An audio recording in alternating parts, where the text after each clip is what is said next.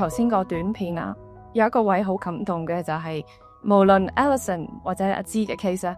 佢哋見到嘅係個 person 啊。I have to tell you what I need so you can support me, so you can be comfortable and I can be comfortable. 呢個產品可以令到除咗係照顧到或者俾到呢個患者一個保障之外咧，係都 take care 埋個 care partners 咯。我冇當佢係一個婆，我冇當佢係病，我淨係當佢一個肯聽我講嘢嘅錫我嘅人。我頭先係睇《爸爸可否不要老》嘅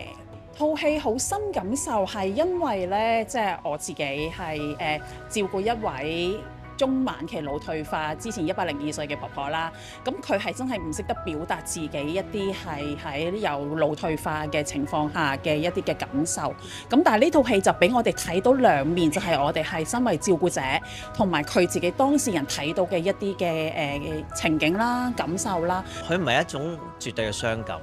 但係有一種溫暖，就係原來我哋都係一齊去經歷緊各自嘅難處，你會覺得一種溫暖喺入邊啊。其實我哋每個人都努力緊咯，為自己。我想可能我會當一個我重新另一個新嘅身份被照顧，或者我係另一個完全另一個人，對佢哋嚟講係一個新嘅朋友，甚至一個新嘅成員，屋企嘅新嘅成員去被看待。我諗大家去唔好再 focus 喺我哋之間嘅回憶會好啲，可能我哋會再諗一諗點樣重新去揾一個新嘅回憶咯，喺我嘅新嘅身份入邊同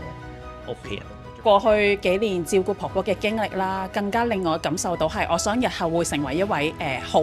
臭嘅人咯。咁呢一樣就都包括咗好多可能係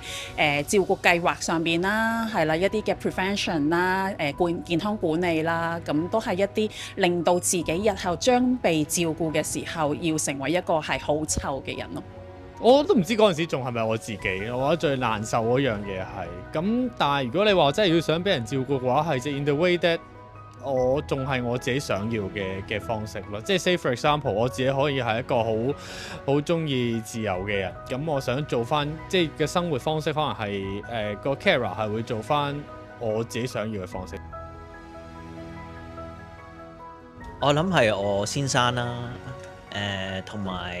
我屋企人啦，同埋我嘅最好嘅朋友咯。我淨係好想俾我愛嘅人知啦，咁俾個心理準備佢啦，同埋話俾佢聽，我係愛佢嘅咯，係啦。